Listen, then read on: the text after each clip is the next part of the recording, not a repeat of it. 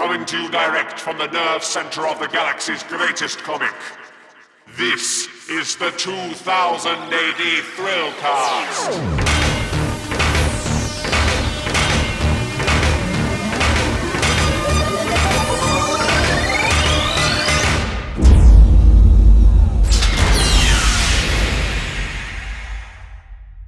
Borag Thung Earthlets, and welcome to the 2000 AD Thrillcast Lockdown Tapes. I am your host, Malchar, speaking very robotically in this introduction, which I guess is in keeping. The guest on this episode shouldn't really need an introduction from me. It's Greg Staples, who is an artist who started work for 2000 AD in the 1990s, worked on stories like Babes in Arms and Innocents Abroad, then developed his own style. He was a artist who painted his work, but in particular he developed this kind of crossover style between inking and painting, which produced some absolutely fantastic work. But it's really come into its own in the last sort of 15 years or so. You've only got to look at something like Dark Justice, which is the series he did with John Wagner, to see just how beautiful his work can be. And he's been on cover duties over the past few years, producing some absolute classics for 2000 AD. So it was a pleasure to be able to catch up with him. As I say in the interview, I chatted to him years ago for the magazine. So it was great to catch up. In the meantime, if there's anything or anyone you would like us to cover on the 2000 AD Thrillcast, let us know at thrillcast, all one word, at 2000ad.com. And if you would be so kind, please do, if you enjoy the podcast, give us a 5-star review on the podcast provider of your choice. Thank you for all the feedback that we've had on the lockdown tapes. These, of course, are continuing. And it's wonderful to know what you think. So please do let us know. We're going to crack on and talk to Greg Staples about his career both in and out of 2000 AD.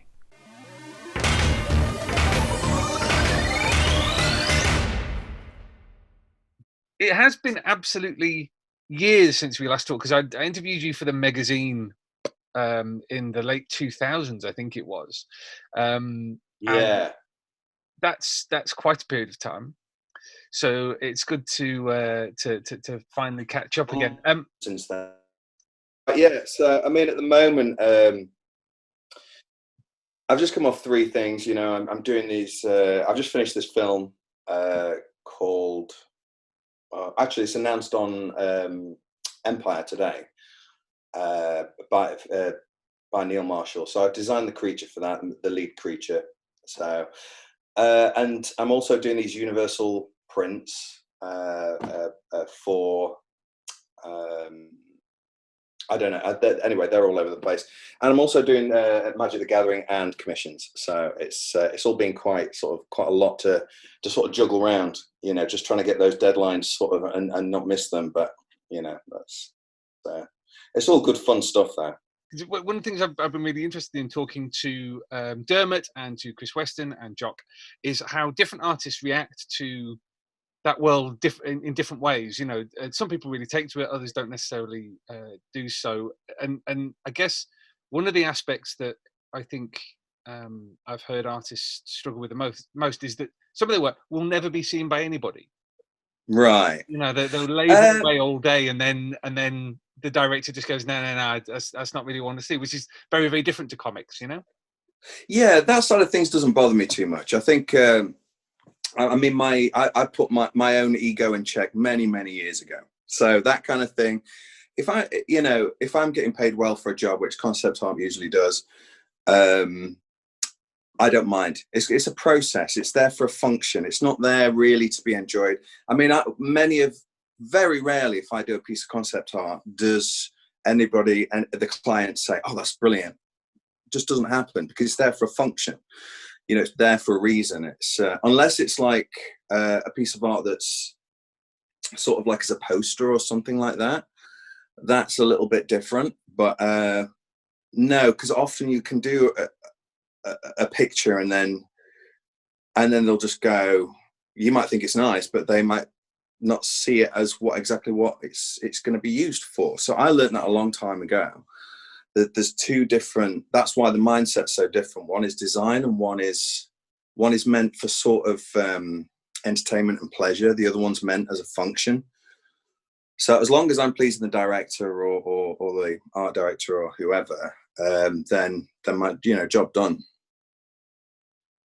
Because it's one of those roles in art where it's, as you say, it's the closest to function. It's the closest to design, to a process, rather than striving to create a finished product at the end. You are part of a much wider process.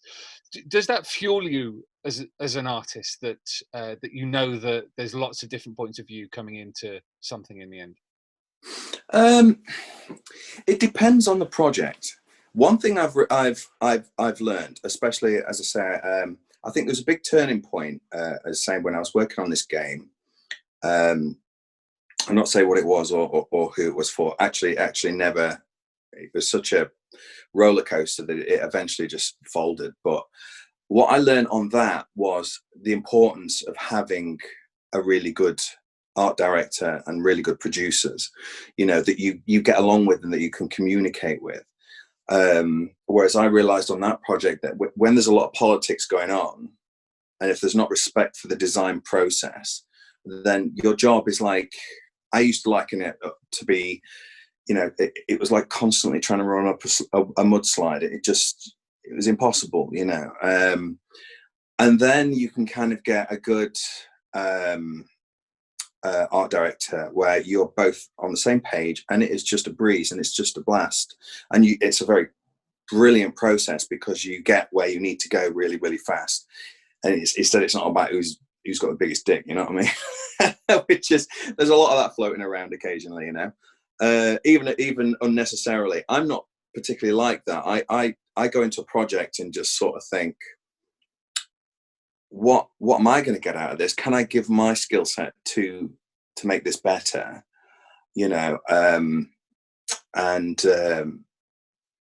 If I don't feel it's going to be right for me or whatever, then I usually honestly kind of approach it a bit more like that at the moment, which sounds a bit selfish, but I think it's because, like I say, I think, am I going to spend 3 months, in hell? Or am I going to have a good time? So that's kind of how I approach things a little bit now. That's why I often work with. I've done a lot of Neil Marshall's films. I've done a couple of other film directors, because we communicate so well and we're on the same page and we get to where we need to be fairly fast. So yeah, it's quite good to have that kind of teamwork. Well, I was going to ask about the collaborative aspect of it, because so often comic book artists basically sit on their own and don't really talk to anybody over the course of a work day, just get on with their work. So clearly that's an appeal to you, that you are part of a team. Yeah, oh, definitely. Because often when I have gone on a project, especially if it's a game or if I'm working in a studio or something like that, one of the first questions usually is, how are you at working with a team? But, I've been working, before I was a comic artist back in the 80s, I worked I was, training to be an architect. I worked in God knows how many shops, bars, pubs, everything. I've always been a very social kind of person. And my first game that I worked on was Loaded for PS1 back in 1993, I think it was. Whereas I was actually art director on that. So, I was thrown right in the deep end at a very young age. So you kind of learn these, that I like to get a good balance. At the moment, I'm sort of choosing to sort of enjoy my own company a little bit more and just do what I need to do in my studio. And I'm just quite happy Larry, But then if an exciting project comes along, you think, yeah, that's going to be good, but it's, it's still going to be 3 months away from home, which can, often we need you in America in about 4 days. Can you be there? And you might not come back for months, which is honestly, that's happened a few times. So, but horses for courses, I love concept art as much as design. I just, it is what it is. Tell me a little bit about your relationship with somebody like Neil Marshall, who, as you say, you've clearly got a connection with. You're clearly on a similar wavelength. How does that manifest on a day-to-day basis? Is there much back and forth between the two of you, or have you just learned the kind of things that his productions are looking for?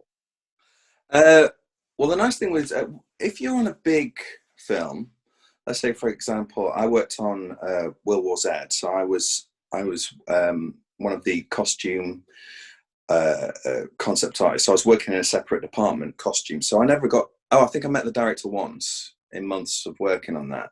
You don't really work that close with certain people. I worked with my boss, she's amazing.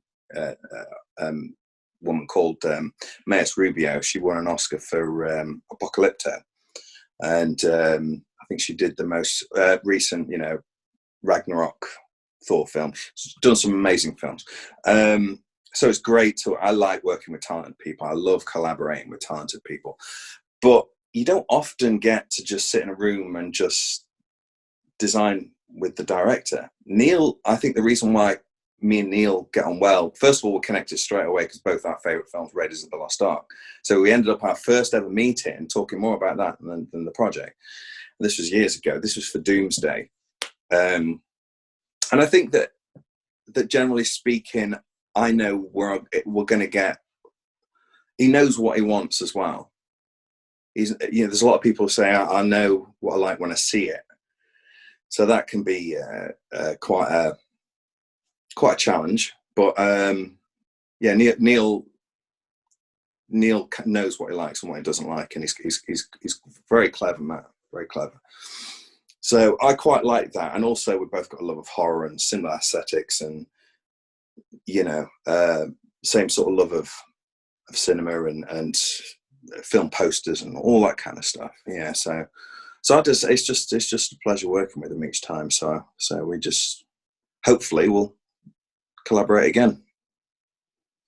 I mean, you mentioned you worked on Hellboy, which is an interesting one because, of course, that's the comics character that has gone into film. What was your role on that production? I was the lead concept artist on that, so I designed Hellboy himself. So that was an interesting one because obviously there was a lot of talk about the production. But my experience, and the film itself wasn't quite as well received as what we'd hoped. I think, well, what I'd hoped. But my experience on that was just amazing. I was totally, looked after out there, and they got me an apartment overlooking Trump Tower. that was fun. But I was just looked after the whole time, and and because I'd gone from the game, which was the risk, it wasn't the design aspect wasn't quite as respected in the same kind of way. I went there, and people looked to me to how this, to a degree. I was working with another guy as well, but my actual job on that was just to get the lead character Hellboy his look down, which took months and many, many, many designs. Everything from, people kind of think you do it as a whole. You don't. With that one, I broke it down into small chunks. How's his hand going to look with his arm? How's his arm going to look with his hand? How's that going to look with his body? What kind of body shape did he have? I thought I wanted him to be more like a bruiser rather than, rather than a bodybuilder. I wanted... and Lemmy had just died, so I remember thinking I was struggling because Neil was on Lost in Space in the studio right next to me. So that's just why I was sent out there, because he was just about to start on it. So every day while they were practicing, I could hear the stuntmen throwing themselves against my wall, like this, all for months. It was great. It was really good. So my idea eventually came because it was a bit of a struggle. As I say, Neil had got his hands up full on this other project. So there was an amazing production designer who came on called Paul Kirby, who's done the new Kingsman and various other kind of things. And we just hit it off because he's a Sheffield lad. Sheffield bloke. So I just immediately, I'd been on my own for about 6 weeks by this point, just me and the two producers. And I just took him straight out and got him pissed straight away. That was it. I said, I need to get pissed. So, but he took on my, we just collaborated, and then I eventually came up with the idea of Lemmy had just died. So I thought, I'm going to make him kind of grungy and a bit rocky, I think that was the initial sort of start. He did kind of change a bit in the final, but that was the thing. I guess that film it had a lot of pressures on it from various different directions, but certainly in terms of the look, you had two such distinct existing looks, which was Mignola's original comics and then the Del Toro films as well. Were you conscious of trying to avoid to do something fresh? Well, it wasn't necessarily me. It was what the producers were very clear on the fact that this needed to, it's a very difficult one, because you kind of go in and it's kind of like they want it to be completely fresh and new, but they want it to kind of be the same. But it needs to be kind of new, but not alienate the whole thing, which is where I think a lot of the pressures came. Now, of course, there was a bit more of a horror element, which was initially talked about, but who knows, but at the end of the day, as long as, people were, the producers were smiling, then I felt, but there was quite a bit of pressure on that one, I think. Yeah, it was a great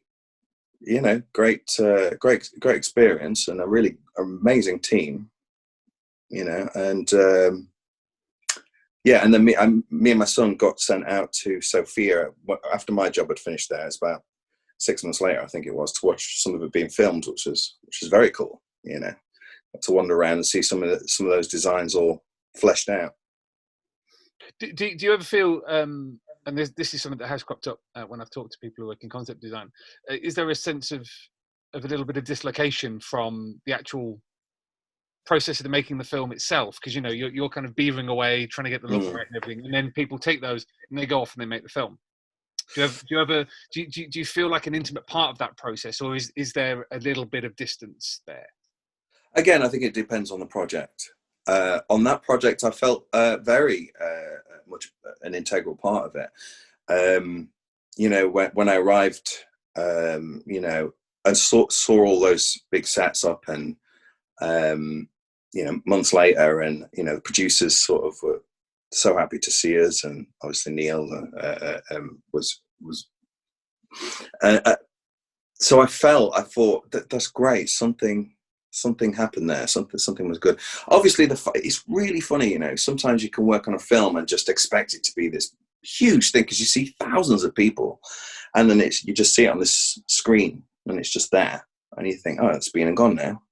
And it's a funny one. So especially when a film doesn't do quite as well as what you think it's going to do. But I enjoyed it. So what can I say? But then I'm biased. So how does working in film compare to your experience of working in games?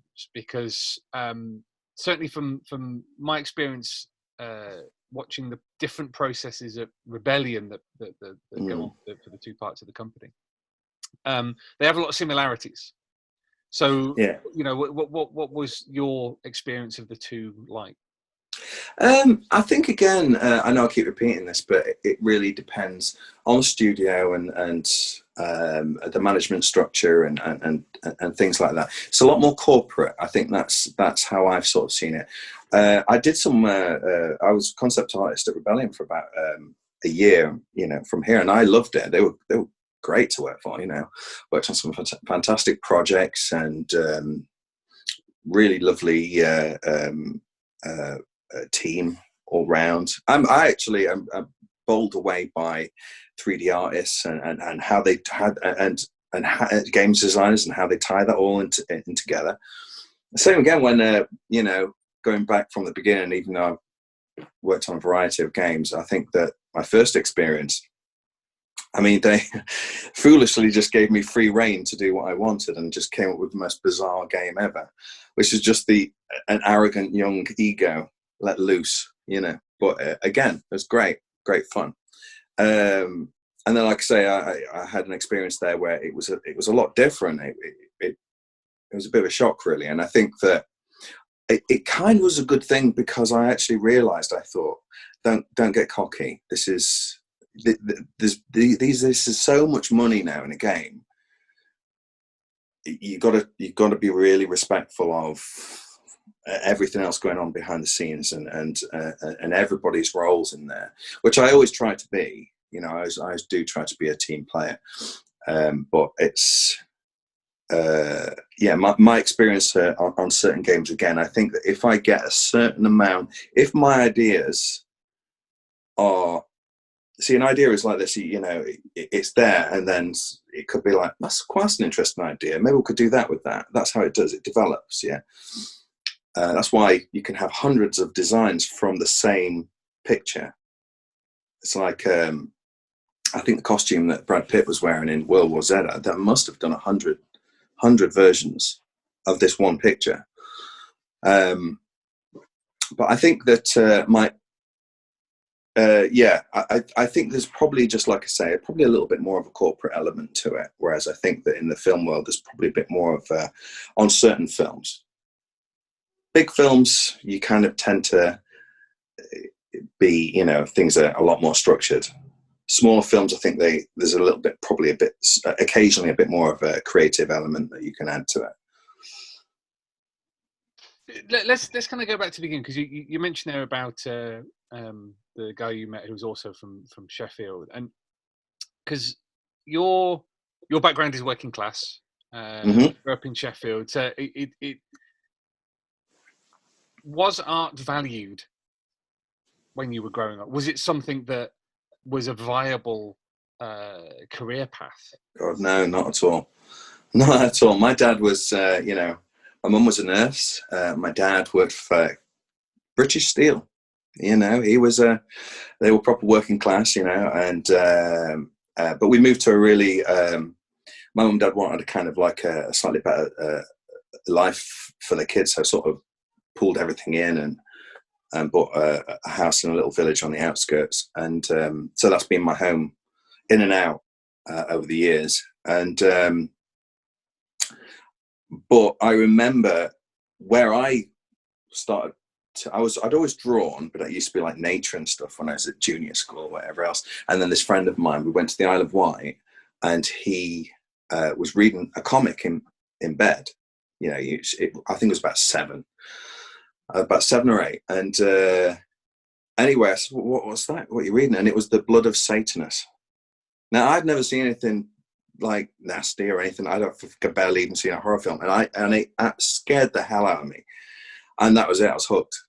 Next minute, we were drawing Judge Dredd and doing all kinds of, you know, I remember copying all Judge Death, you know, sending them into 2000 AD. And this just never stopped, you know, and that was kind of the start of me really drawing and never stopping. And then I was determined. And when I sort of said to my parents, look, you know, I want to be a comic artist, of course. What, you're living in the north of England where there was no internet, there was nothing like that. It was all down London. Or I thought, how was I going to do it? You know, but I somehow did it just by perseverance, I think.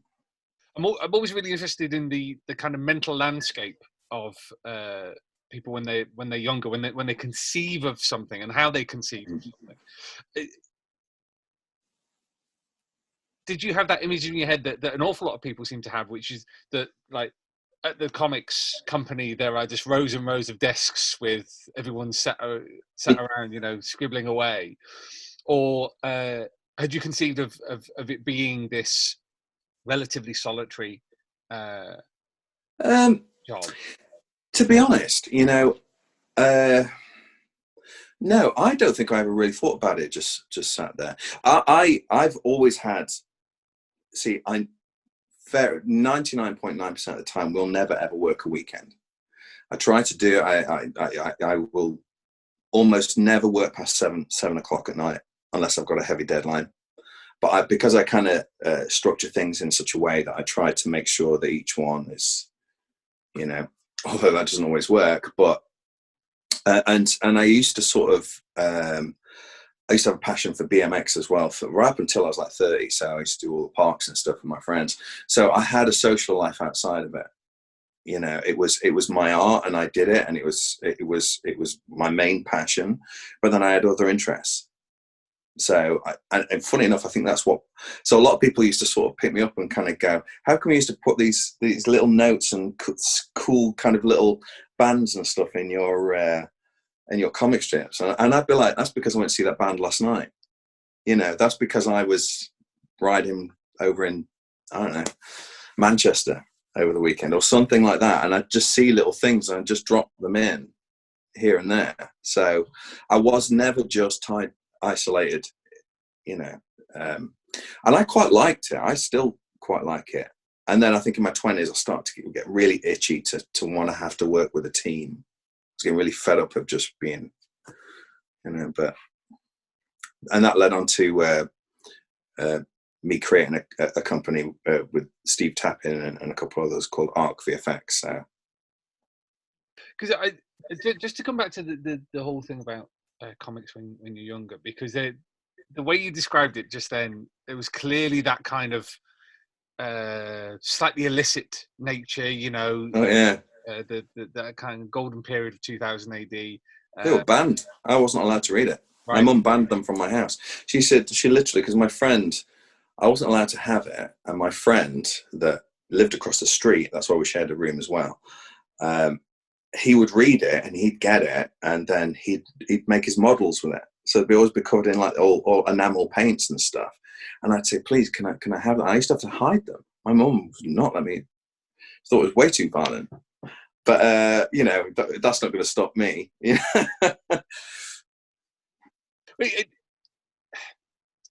Particularly in that period, in the 70s and 80s, you know, comics were still one of those art forms that was generally marketed to working class kids. You know, they were relatively cheap, produced very cheaply, and were looked down upon as juvenile. So I always find it fascinating when parents, particularly working class parents, reject comics as something that's suitable for kids, particularly 2000 AD. Was it just the violence, or was there? No, I think she opened up the image and saw Satanist hanging himself, and an 8-year-old kid. She went, "You're not reading this," which is fair enough, kind of, to be honest. But the thing is, of course, that just made it more exciting, you know. But to my mum's credit, you know, she was. I think that probably lasted. Probably it did last a year or two, but it didn't stop me. You know, I just carried on, drawing. You know, I loved it. I thought 2080 was amazing, and all those stories like Satanists. I went to Pat Mills years later and just sort of said, you know, I'd love to do a sequel to this. I'd love to get the chance to do it. I was probably a little young to do it at the time, but just to have the opportunity. And he did eventually write this, but I was away on a project. I was doing something else by the time the script arrived, and he you know, had to give it to somebody else. I was really gutted about that. But at the same time, I'm a big nostalgia fan. That's why I went back to John and just John Wagner and just sort of said, look, you know, Judge Death, can we take it back to what? And all I'm thinking was me drawing the Judge Death back in those days. You know, it's. Well, we'll come on to talking about the two facets of your Judge Death in a minute. Yeah. I mean, this was a career path that you started on fairly early. You went to, was it a proper art college? No, I didn't go to art college. I'm completely self-taught. Yeah, so now I was trained to be an architect. That's what I started out. I went to, when I was leaving school, I started out and I went to a careers advisor, and they said, "What do you want to do?" At like 15, I said, "I want to be a comic artist." They said, "What waste of time!" You know? Anyway, they said, "But you know, there's also they had a list of things, and it wasn't on there." So I was probably a little less outspoken back then. So they said, "But the nearest we've got is sign writing." And I said, "Because you use a paintbrush with it." An idiot here just went, "Okay, I'll go and do that." Did that for about a year. Thought that's think I passed the exams. Did one sign in the rain. I thought, fuck this. Excuse my language. I thought, I'm not doing that again. That's horrible. I thought I wasted 2 years. Anyway, and then I started to work for an architect's. And then I was working in Nostalgia and Comics in Sheffield at the same time, and a computer game shop. So I was like doing 2 or 3 jobs. Nostalgia and Comics with Nick Percival and Dean Ormston. And we were all trying to break into comics. That was a good little hub for sort of, it never really worked, but it gave me the opportunity to know how to go down to London and go to a comic convention. So it was never really gave me any steps up. I had to do that hard work myself, you know, and learn out what editors wanted and how the whole, had to be a bit sneaky and know how to get somebody's attention. But yeah, sorry, I can't remember what it was, but yeah. No, I do like the connection between the fact that you trained to be a sign painter, and then when you came to work on 2000 AD, it was of course in the fully painted era of comic book art. Was the sign painting useful in learning how to paint comics? Not at all. In fact, if anything, I still remember the trauma of doing this chip shop in the rough end of Sheffield on next to. I was seeing some like this big tile block and right next to this chip shop. I saw a TV be thrown out of it. It's cleaned up now. It's all lovely and like all posh now, all hipsterish. But back then, no, you would not want to go there. And I'm there in the rain, and at the end of it, the guy said, "I'm only going to pay you half of what I wanted." I just thought, this can't be a job. So I don't know. But it made me knuckle down and go, right, I know what I want to do now. So, and I did work for this architects, and I was there for about another year and a half or something. Wow. And I do remember my boss coming along and saying, I think you might be in the wrong job. And I've got pictures of Judge Dredd and Spider-Man and all kinds of people around my desk. True story. Tell us about how you came to make the leap into working professionally. Well, it happened over about 2 years. So when I literally said to myself, okay, I'm going to do it. Hell or high water, I'm going to do it. I thought, I know I've got something. I don't quite know if it's there yet, but I knew I could tell a story. I'd been doing it for many, many years. My style was obviously not developed. I initially went in, I'll get to it in a second. The reason why I developed more of a cartoony style at the beginning was because my realistic style was more influenced by Glenn Fabry. I was a big Glenn Fabry fan for many years, you know, Sláine the King and some of his painted stuff was just like, wow. So it wasn't Bisley, it was actually Glenn Fabry, which is why I started painting. And, but it was more realistic. But I thought if I go more cartoony, a bit more like McMahon, nobody's doing a painted McMahon kind of thing. That was the thing. So I built this portfolio up and sort of thought, okay, I'm going to go down to a comic convention and just go and meet everybody and try and get it to be looked at. And I've done my research before as well, who to see, how to approach an editor, how many pieces to take, not to take everything, how to present it all. I realized that 99% of people weren't, well, maybe 90% of people weren't doing that. You know, it was professionally presented. I only presented half of what I'd got. Anyway, turns out, I remember seeing Simon Bisley, and he'd just done ABC Warriors, and Sláine was about to come out. And I saw him and said, would you take a look? And he looked through and said, you know, he said, this is great. He said, but I don't think it's quite there. You need to work on your anatomy just a bit more. He said, but I think you've got something. He said, and he did actually say, this is one of the best portfolios I've seen while I've been here. He said, but come back in a year, work on those 2 things, and I think you could be ready. So I did. I came back a year later and showed it to everybody, and nobody would look. No editors would look. There was queues around the corner back in those days at UCAC for portfolios. And I saw the queue for Richard Burton, who was editor of 2000 AD at the time.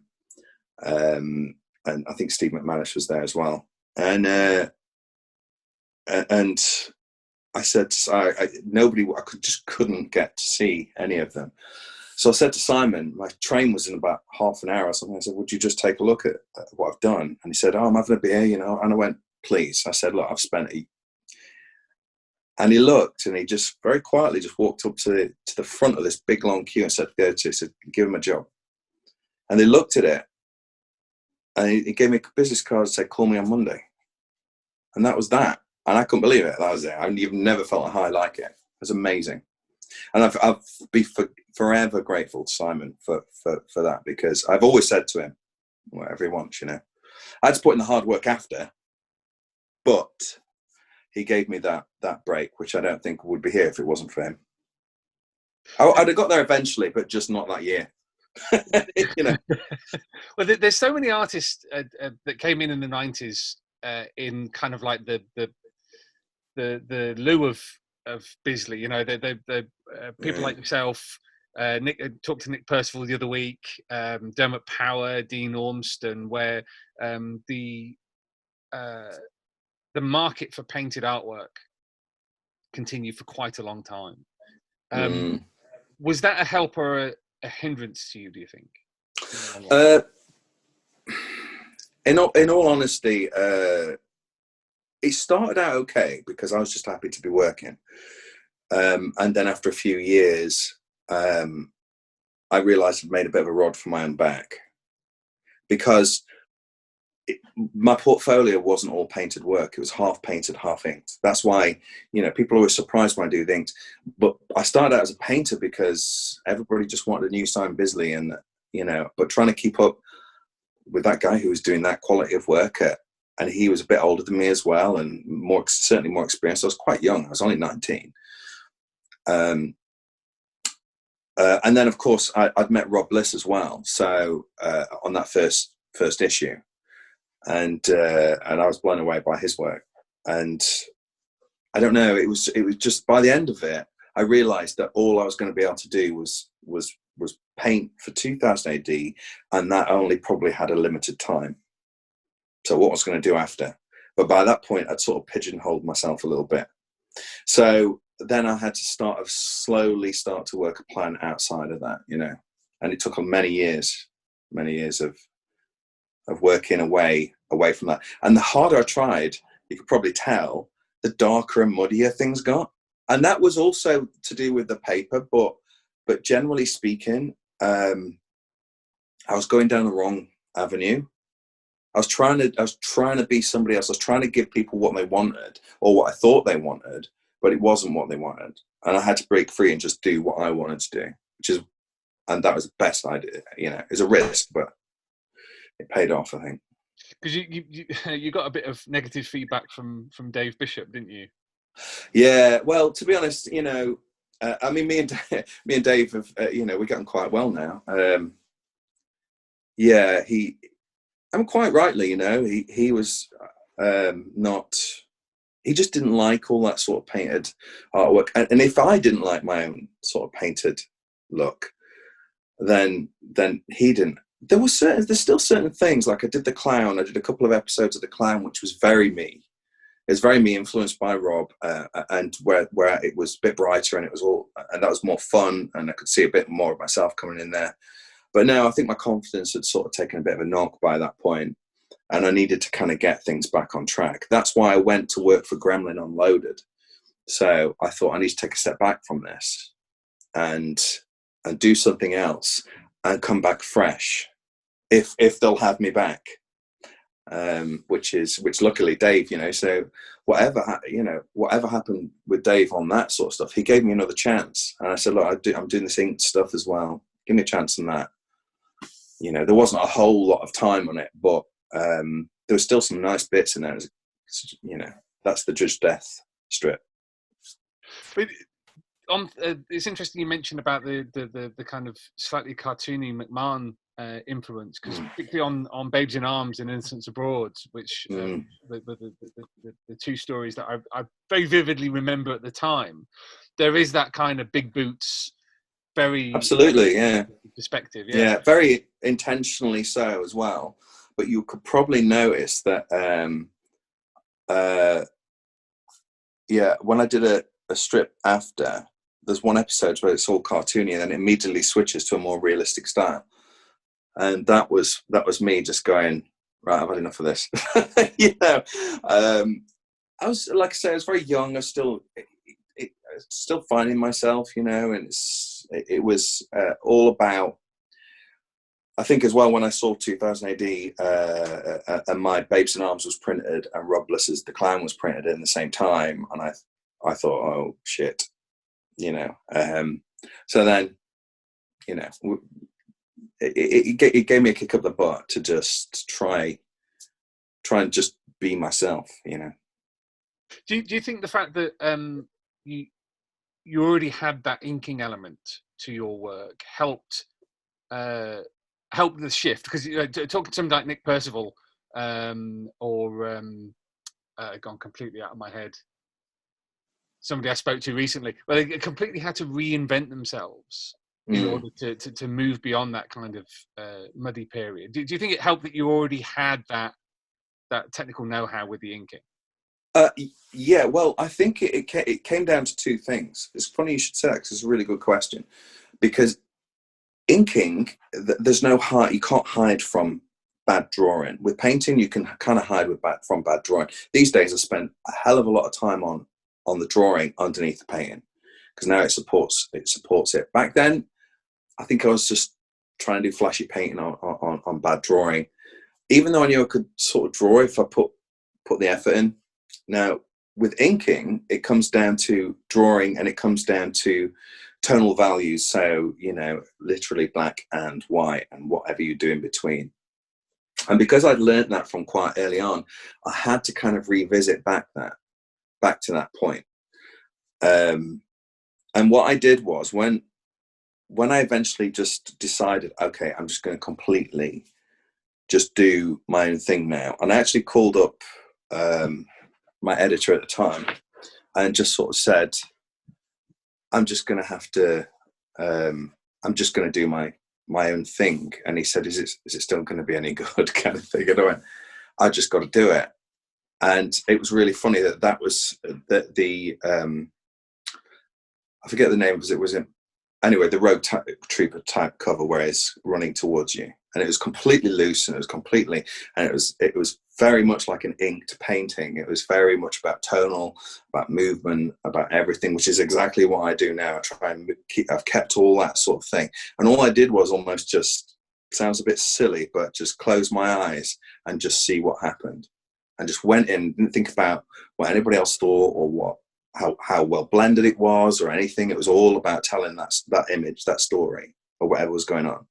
And then I realized that's all you need to do, is just tell a good story with one on a cover. You've got your job is not to be flashy. It's just to tell a story.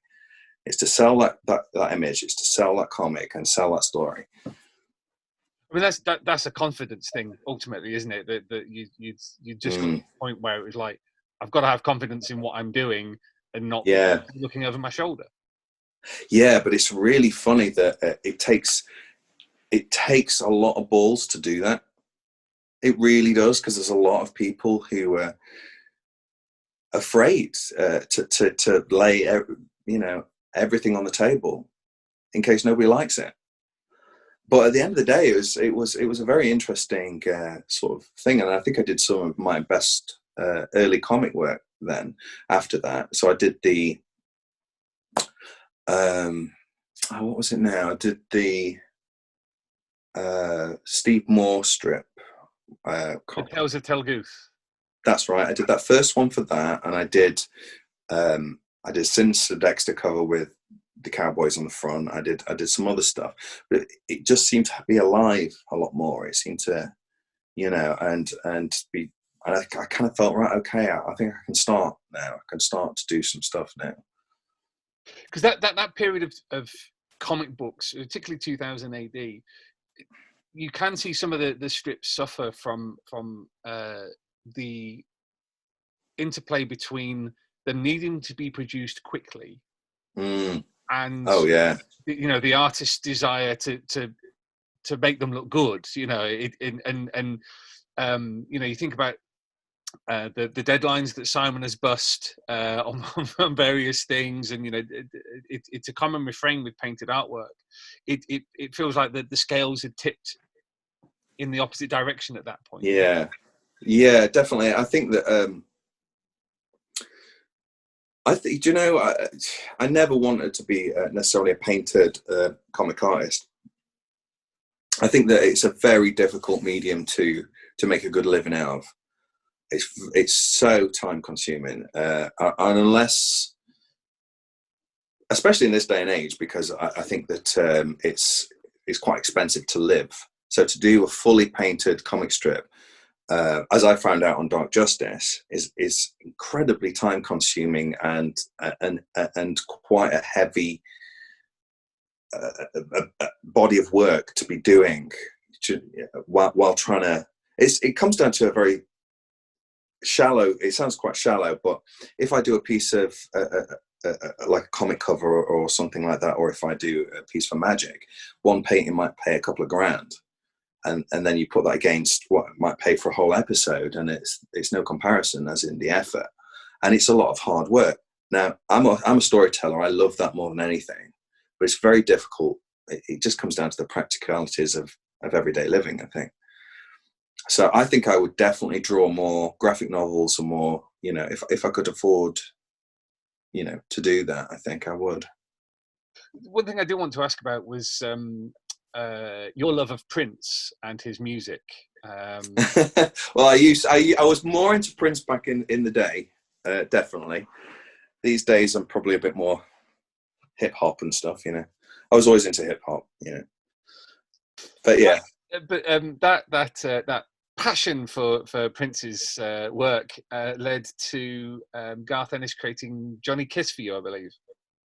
Yeah, that was a strange story as well, because Garth, me and Garth were big Prince fans back in the day when back in the day when Prince was like Sign of the Times and all that sort of stuff, and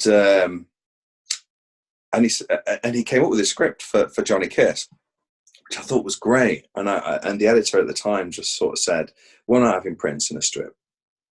And I was like, "Well, what am I supposed to do?" He said, "Just make a character up that just sort of suits it." So I said, "Well, if you tell Garth," and apparently Garth was never told, which so that and I don't think, and I can't blame Garth really, because I think he assumed I'd just taken his character and just completely changed it from what it was supposed to be. But I was again quite young and just do what you're told kind of thing, you know what I mean? Whereas I think now I just go, well, I'm not going to do it then. Because I don't want to.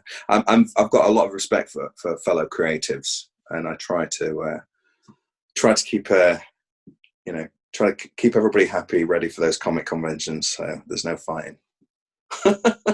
Wait, one thing I did want to ask about was, I mean, you've already mentioned you teaming up with Steve Tappan, knowing Dean Ormston and Nick Percival, and talking to Steve Sampson recently about the kind of little clique that he had down in Brighton with Jim Murray and Jason Brashill. I'm always fascinated by the kind of mutual support that artists, as they're starting out, give to one another. How important was it to you to have people of a similar ilk to you around you at the time? I think that it was it was important, actually. My particular circle of friends was Rob Bliss and Chris Halls, or Chris Cunningham as he's known now, and then slightly later on was Dermot Power. So me and Nick didn't hang out quite as much when we were professionals. We just, Nick had sort of got a family then and everything else, and I'd sort of spent a lot more. I was in London a lot, so but going up against against Rob and Chris, who were both incredibly talented people, and then Dermot, who just made everything look easy. Dermot's, just one of the most talented people I know. You do feel this. I always felt like I was trying to catch up Whereas I think now, at the moment, we all just do what we do and we're comfortable with that. You know, none of us is trying to compete, or none of us is, you know, but we were all painters as well.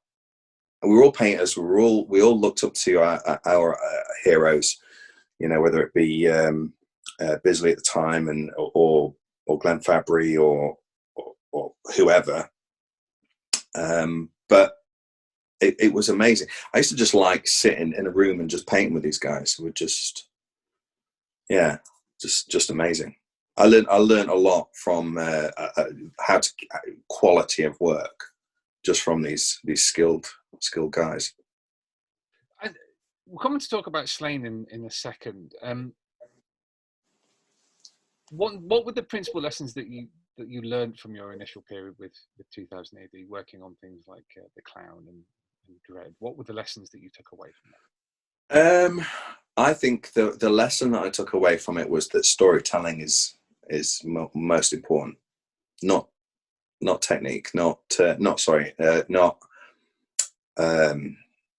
flashy, painterly, trying to be cool.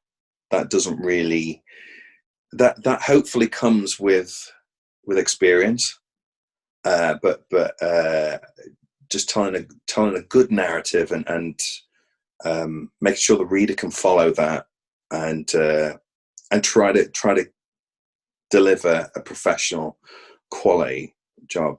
I mean, that sounds really boring, but that's after being in this game for 30 years, that's what I know keeps getting me more work, and that's what I know makes me happy, you know, in my studio. And I did get to do what I want to do with commissions on the side if I want to do those, and I want to do. But this is the thing, is that if somebody pays me to do a job, it's not always my place to start playing around with that. It is sometimes, you know, if sometimes I might go, we just want a Greg Staples strip, but there might be something else which they go, you know, we need this from you. So it's my job to make them happy. If I want to make myself happy, I might do work for myself or a commission or whatever else, where I can just be me. Would you say in hindsight that was a difficult lesson to learn? Yeah. I think the 90s were particularly difficult for me. Not because I wasn't necessarily getting work. I seem to be quite lucky in that regard. Although there was a few times there where it was getting it, you know, I very nearly didn't. But I think I stuck through and realised what was really, really important, you know, and also finding out what readers wanted. After all, readers were the most important people to me, you know, finding out what it was, what people liked and what they didn't like, and then trying to make myself happy and then happy and my editors happy, and then and it all started to work towards being more professional and having a good system, and keep trying my best to stick to deadlines and you know, having good relationships with people that I was, you know, working with. So that's what I've learned most of all. You know, having a good art editor, I can't tell you, is one of the most important creative things you can have. You know, if I don't get on with an art editor now, I'll, you know, very, very politely walk away. You were one of the artists in the 90s on Sláine, which, yeah. You know, we talked a little bit about the legacy of Simon Bisley, and that is the strip upon which probably his legacy was most keenly felt. And so many people had their spell on in the 90s. You know, yourself, Dermot, David Bircham, people like that.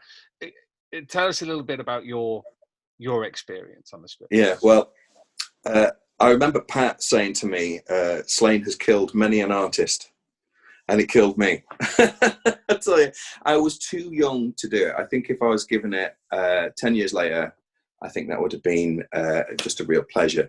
But following up Glenn Fabry, I was the person that had the first strip out after The Horned God. Not even Glenn's Sláine had been out at that point. I'd got a one-issue thing, and that is a heavy burden for us, 20, 21, 22. And I did my best with it, but I was constantly, The Horned God was in my head, like this this masterpiece of work. How am I gonna do it? And I slowed down to a snail's crawl on it, and then eventually just thought, I can't do it. I'm not ready for it. And I think it was that led me on to work on for Gremlin Unloaded, because I thought I had to step away from it, because I just thought I'm gonna go destitute and broke and starve if I'm not careful. And I wasn't enjoying it. I wasn't enjoying it like I was enjoying drawing Judge Dredd. It was just too much for me, Whereas I think I did revisit it many years later. I think just for a one-off, for a special, and it was totally different experience. I just went in, bravado, just loved it, and I knew that I'd sort of found that, a bit of confidence by that time. But you got to have some years' experience behind you before you attempt Sláine. The whole past? It's the whole provenance of that strip, whether it's the writing or whether it's the artists that have come before you. Just Sky Chariots is one of the greatest pieces of comic work, in my opinion, ever. So it's a lot. It's a big burden. But that's what I was going to ask about, whether it was just the legacy of the strip, its reputation, its past, but also whether it was yourself, whether you were putting expectations on yourself that you possibly couldn't. Oh yeah, it wasn't. No, the editors were fine. Pat never put any pressure on me. No, it's completely me, entirely. No, they were really good, actually. Pat was incredibly supportive. We used to have really long conversations about the mythology of the Green Man and stuff like this, which I was very interested in, and his notes and everything were brilliant. No, it was entirely my own insecurity back then. I'm not even insecure. I don't even think it was that. I think it was it's just a hard strip to do. I think you just need some maturity behind you to do it justice. A little bit of life experience, and certainly the experience of getting your anatomy on point, getting storytelling on point, all that kind of stuff, and being able to stick to a deadline with Sláine is tricky, as I'm sure most artists would tell you. And it's just because we want to do a good job, and I didn't feel I was doing the strip justice. So, I think there were a couple of pages in there that I quite liked, but I think at the end of the day, it shouldn't be about that. It should be about a whole story. So yeah, I'd love to do it now. I mean, to be honest, if I could afford to spend a whole graphic novel time on a graphic novel right now, that'd be the one that I'd absolutely love to do. I think I could probably go in guns blazing now, but who knows? You mentioned there about the move over to games. In hindsight, did that save you as regards comics? Because you could have kept slaving away at comics and not necessarily getting where you wanted to be, and then become completely disillusioned with the whole thing. Do you think that gave you the distance and the perspective to still do what you were doing? Yeah, definitely. And it was kind of like it was a breath of fresh air, because I was given responsibility with another team as well, and we were all in a room, and it was a great time as well. We've got this new machine coming out, PlayStation, which nobody had really seen at that point. We were working on these other ones, but it felt fresh. All of a sudden I felt kind of like, okay. And it was like pressing the reset button by the end of that. And by the time that project was up, I had the option of working on the sequel, or going back to 2000 AD. And I wanted to go back to 2000 AD because I felt I was ready then. I was ready to start doing something more. I don't know. I'd kind of found my own voice a little bit. I still needed to do some work back then, but I certainly was more into storytelling and the fun of it all, which is what I'd sort of been playing around with. And it was great. Gremlin, the nice thing was that they completely gave me free rein. They just let me just make up these crazy characters, and I'd go into these meetings and I think they're going to throw these all out. They wouldn't. They kind of went with them. And there was a couple of characters in there designed by another guy called A. Carlos, who was a great guy who'd designed a game called Zool before that. And just a really nice, fun time. A really good guy that I work with as well called Les Spink, who I think is art directing. I forget where he is now. Bumped into him last year. So it was just nice just working with people again. And so by the time I came back to working on my own again, I was all refreshed. Tell us a little bit about that period in your life where you're coming back and ready to go and refreshed and happy to move on. Where were you at mentally at the time, and where were you hoping to go with your career at that point? Well, I remember sort of I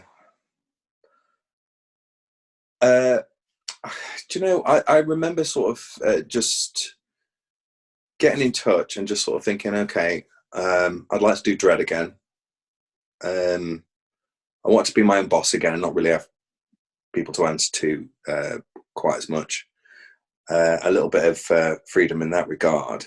And when I contacted Dave Bishop, and he was gracious enough to say, look, I've got a script here by John Wagner, and and he sent it to me, and I just thought the next year is just going to be a blast, and it was.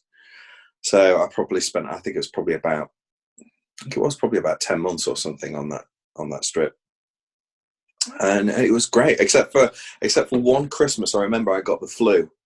Like really, I still really remember doing a page while I had the flu, shakes, all muscle aches, like it's like half dead. I've never felt so ill.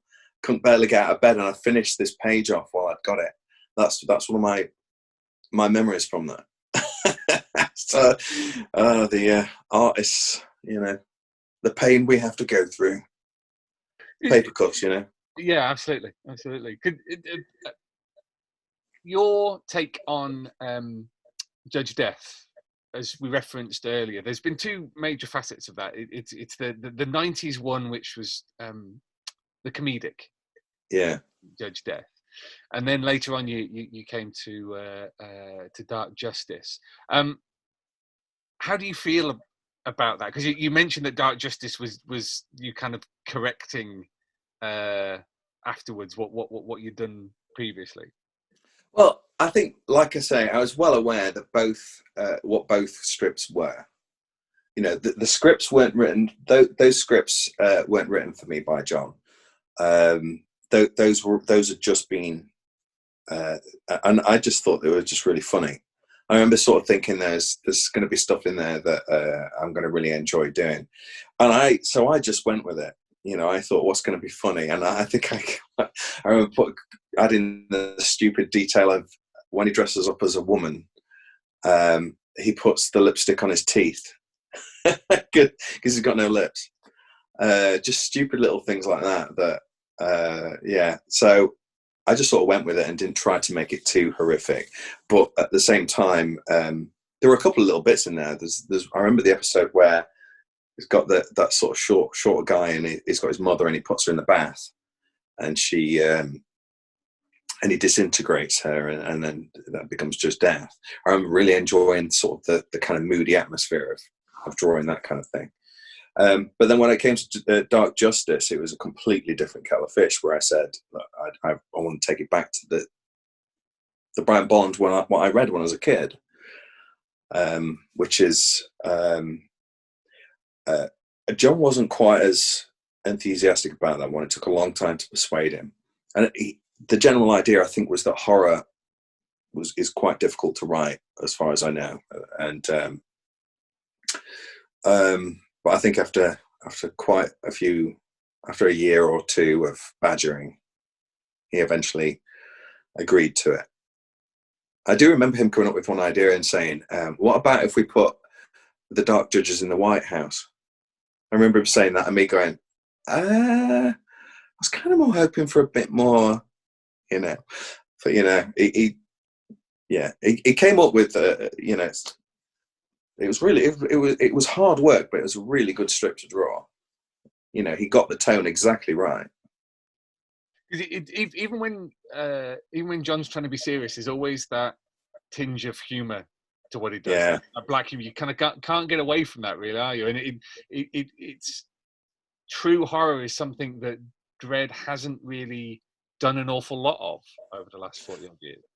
No, but that's what makes it fun, because John Wagner's script that's what John.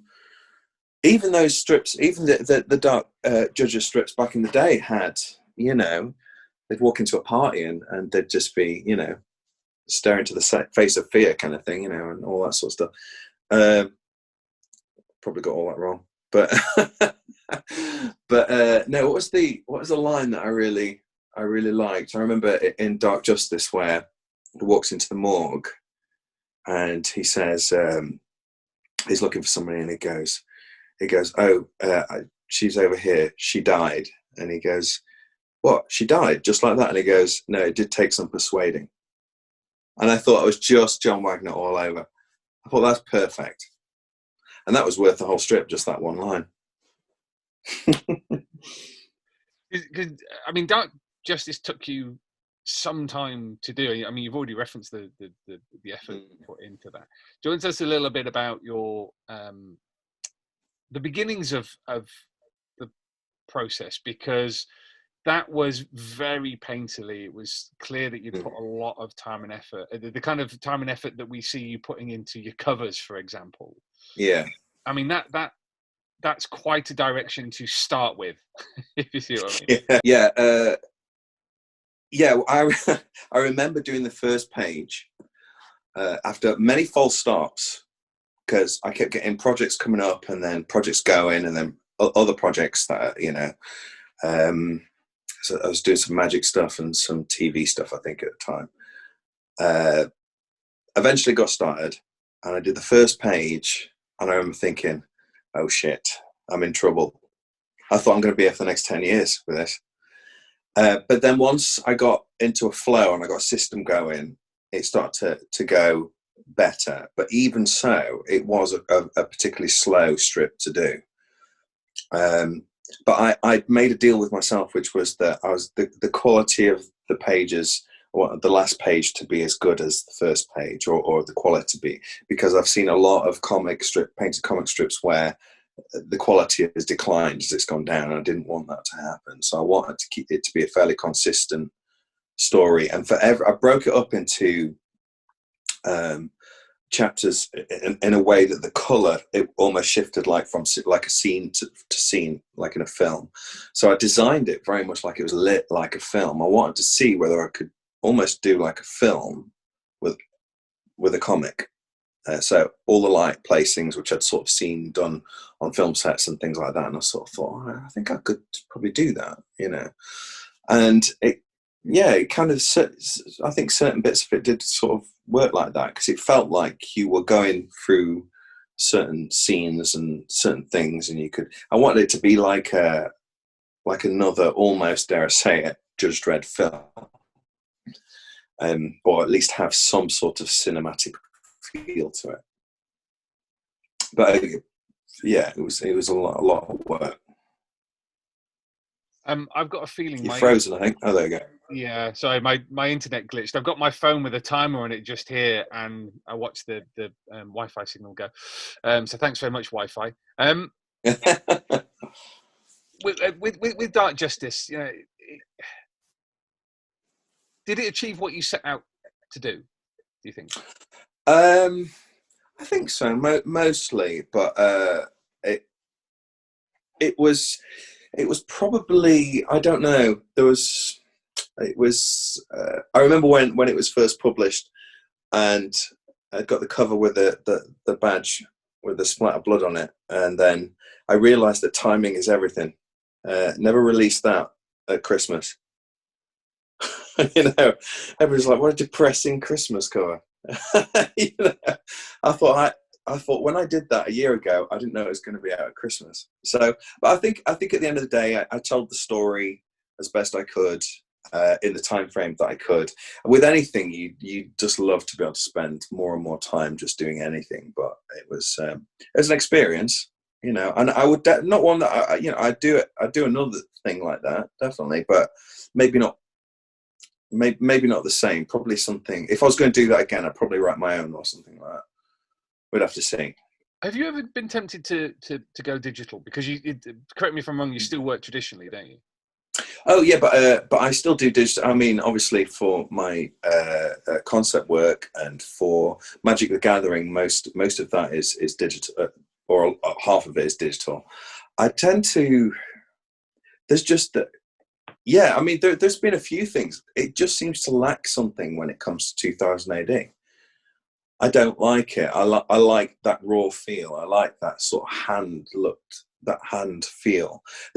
I have had to adjust it slightly so that it feels crisper and more contemporary, which is why, you know, say for example, the most recent Dredd cover I did for the special, that was it almost looks like a photo. It looks very crisp and whatever. That's very intentional, because I think if I start going into painterly and it goes, I want to step well away from those on muddy days. I want it to be crisp. It's the same with I've started to do film posters. So I've done the actual cinematic film poster for Neil Marshall's new film, The Reckoning, and that's so I didn't want to do one that was a print. I said, like, I want to do this, but I want it to be the one that hangs outside the cinema. I said, but I think I can do it so that it references the old sort of painterly Drew Struzan type stuff, but modernizes it so that for the audiences that are used to seeing Photoshop sort of movie posters. So that kind of crisp sort of look is something that I've sort of been working on and trying to perfect to a degree. Well, perfect, you never perfect, but you know, certainly have it in mind. It's interesting that you mentioned Drew Struzan there, because he was one of the people I was going to bring up, and particularly as regards the more recent covers you've been doing, and that kind of wonderfully diffused light that they have. Has that been a significant influence on you? Because I you know, in hindsight, I kind of see bits and bobs of film influence throughout your work, not just comics. Yeah, I wouldn't. I think Drew Struzan's technique is quite nice and clean. Doesn't quite suit me down to the ground, especially as particular film companies, especially do not want anything that references the 80s or 90s, or they want things to look fresh and whatever else. So whereas I've sort of Drew's definitely one of my icons, you know, throughout the years. You know, I grew up with his posters. You know, they're on my walls. You know, when I was young, and always used to wonder who Drew was. You know, he just used to say Drew. I just think, who's Drew? You know, years later, I actually got to have a chat with him, and what a lovely guy. You know, really, really lovely. So talented. People forget how good that guy is just because he does a lot of photo sort of stuff, but just as a drawer and as a draftsman, it's the old school illustrators that I'm influenced by now. So a lot of the work that you're seeing from me now is definitely more influenced by American artists, American art. So I think there'll always be a touch of Fabry still in there, McMahon, a touch of Bisley, but there's that draftsmanship, that amazing sort of, it wasn't just talent, they learned the skill of how to paint. They were taught that, you know, and that's just something that a lot of people keep. It's like, what, you're not born with a natural talent. You know, most good artists were taught how to be good draftsmen, how to be professional. You know, a lot of these old artists from the illustrators back in the day, they used to go to work in a suit and tie, and they'd be drawing comic strips, and they'd be drawing big paintings. You know, so I'm very influenced more by, I think these days, probably Brandywine Art Museum artists such as Art School, N.C. Wyeth, Howard Pyle, Norman Rockwell, you know, course, the great Frank Frazetta, you know. So definitely stepping back to those guys that really were the foundation. And I didn't know all that when I was young, you see. I just saw the comics. Whereas now, I took a step back, learned all this stuff, and thought, what can I add? What can I try and add to the whole thing? You know, and do it my way. I'm curious about the influence that doing the Magic the Gathering cards has had on your style and your career. Because when we spoke in 2000, whenever,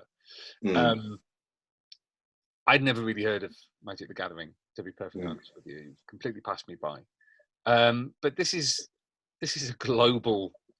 It is the biggest game in the world now. It has TV channels all over the place now in America. I go to America. I mean, ridiculous. It's funny. I make way more of a better living from Magic the Gathering than anything, you know. Touch wood. But it's the community is huge. Very, very, very big game. Very big. I've had to take on an agent just to handle that side of things. Oh, really? Yeah, it's such a big game, and one way you want to be respectful to the game and the entire thing. It is very surprising just how little people do really know, but the comics and Magic just don't cross-pollinate. It's a really, really, I get it, but at the same time, it's a very strange. But at the same time, you know, if I took Judge Dredd painting over to a show, they'd have no interest at all. So it's bizarre. Even friends I know who work in comic book stores in America, for example, where they have a big Magic section. You know, they'll have nights where they play Magic, but that's after all the comic fans have gone. You know, the Venn diagram is two circles barely even touching one another, which is it's very strange. Yeah, I think it's it is a bizarre one. I think that I tend to do quite a lot of shows abroad, particularly in America, and with that side of things. And you know, I did one in Las Vegas last year, and I don't think I'd not done a show for a few years. I'd sort of like taken a bit of a sidestep, and was just sort of, you know, still doing the paintings and things, but doing other projects as well. I think I was on Hellboy, that's why. Anyway, when I came back, I went to Las Vegas and did this one, and I couldn't believe the size of it. I was blown away. I mean, was it 200,000 people a day or something? I've never seen, anything like it. And a constant queue for 4 or 5 days. You know, yeah, amazing. And of course, the nice thing is, of course, that you're paid per signature, which is I'd never heard of before. but it's been really quite a nice sort of. But it's not about the money with them. I think with that, it's just the passion those people have got. Amazing. Because when you say you've got an agent specifically for that, is that to deal with requests to do the artwork? Mark Aronowitz is his name, and he helps manage me at shows and organise things like commissions when anything to do with the Magic side of things, which is it's so big now that I, you know, he understands the community, he knows a lot of people there, but it's so secretive as well. You know, everything is super, super secret now. You know, loads of NDAs and all sorts of stuff these days. So you've got to be really, really careful. But yeah, he just manages, makes sure that the fans are happy and that they get what they want, and you know, and everything else. And that, you know, if people want cards now, they'll go to him, and then he'll send them to me, and then I'll sign them and send them back. So things like that. Just coming back to my original question, has doing those cards had an influence on your artwork? Because you did a bit of fantasy stuff with Tales of Telguth, but this is kind of next level fantasy stuff, really, isn't it? Has it had an effect on the way that your style has evolved since you've been doing it? Not really. I think the thing is, I think it really paid off when I first started working at Magic, because to me it was like a big comic panel. So it was just like a half comic page. They're quite small. I've started doing a bit bigger now, but because when you're in comics, you're required to do almost anything. Whereas a lot of artists back then were specialists in certain areas. So some might do some lands, some might be quite good at figures, some might be good at creatures, whatever else. Whereas people like me and Dermot and Kev Walker, we were brought up to just be able to draw anything and do it fast, because we're comic painters. So it suited us down to the ground. But the artwork has really got really high level. So you've got to step your game up with every single thing that you do for them at the moment. I mean, because just some of the people that they've got there are just, it's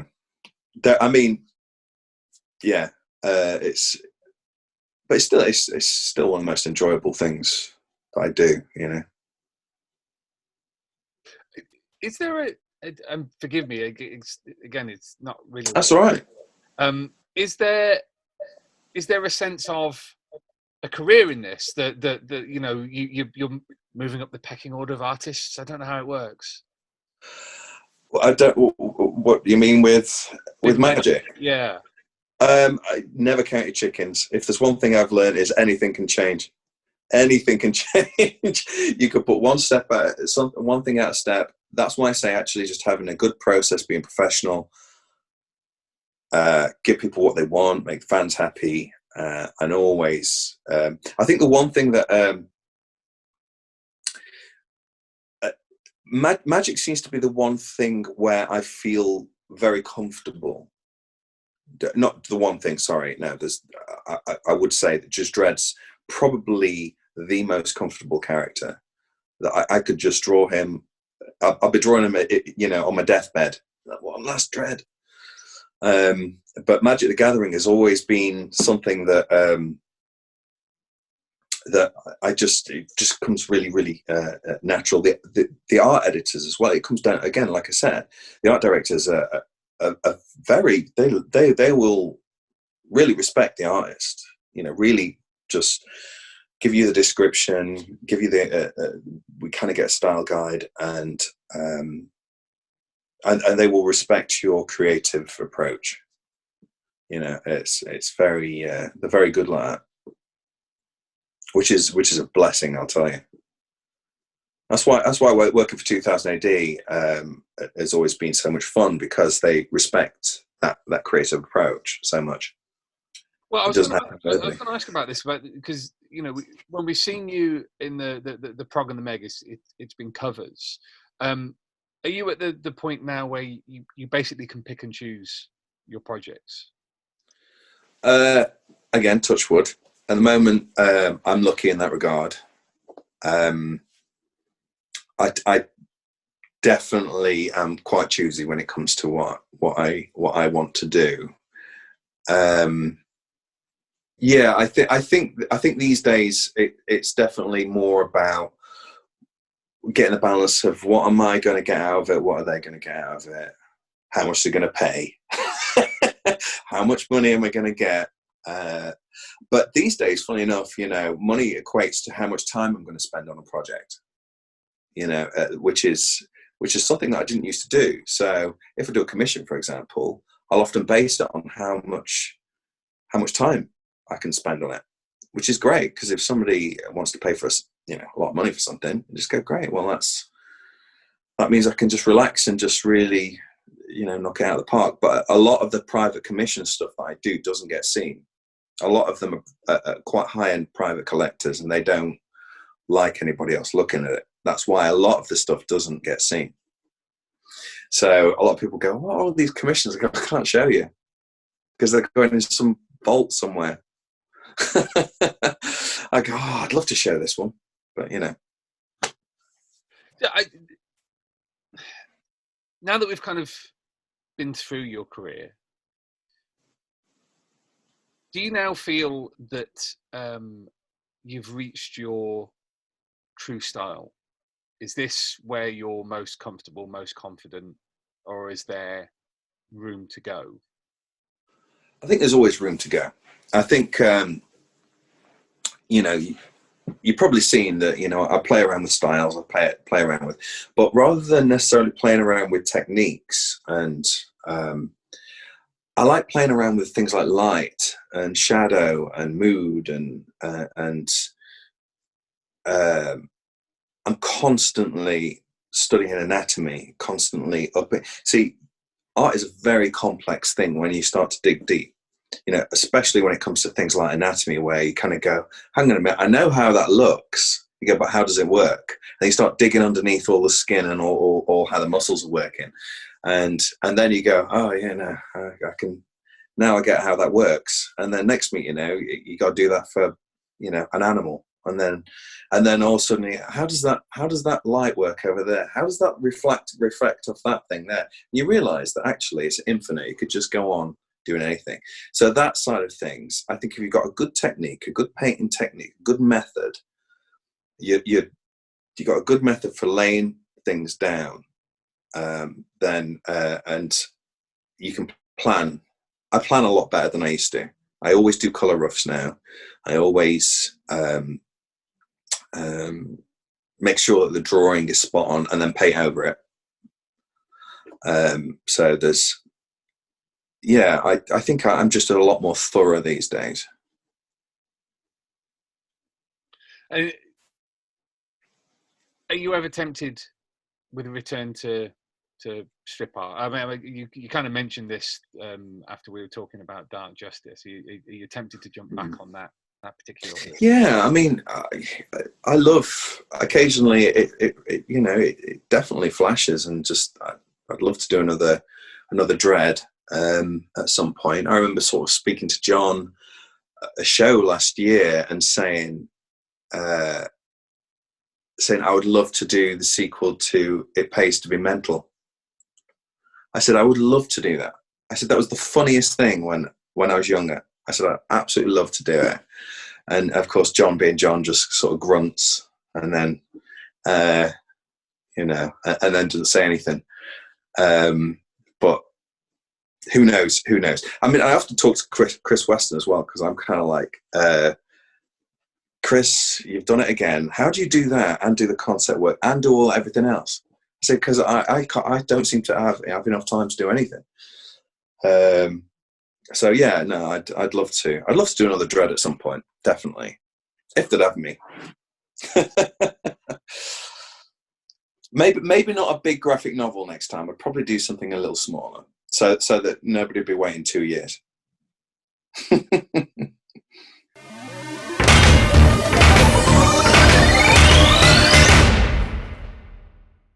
Well, that was a pleasure. Thank you very much indeed to Greg for chatting away there. It was fantastic to catch up after all these years. Do let us know what you think about the thrillcast Earthlets, and help spread the word by giving us a share on social media. We should be back in 7 days' time for more from the Galaxy's greatest podcast. Until then, splendid Vithrig.